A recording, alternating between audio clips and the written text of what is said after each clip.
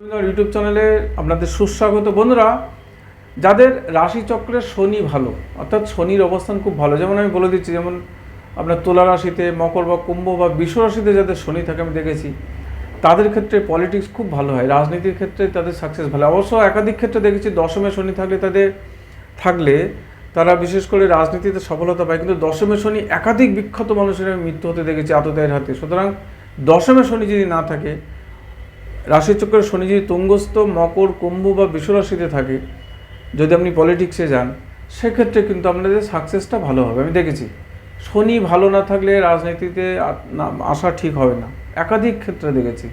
সুতরাং যারা পলিটিক্স করবেন বা পলিটিক্স করতে চাইছেন বা পলিটিক্স ইনভলভ আছেন, দেখবেন স্যাটার্ন আপনাদের ঠিক আছে কিনা, বা কোনো একজন ভালো জ্যোতিষীর পরামর্শ নেবেন। আর কি ফোন নাম্বার ব্যবহার করুন, আমি বিভিন্ন ভিডিও করছি, এগুলো ফলো আপ করতে থাকুন, দেখবেন আপনি অ্যান্সার নিজেই পেয়ে যাবেন। ভালো থাকবেন বন্ধুরা, নমস্কার।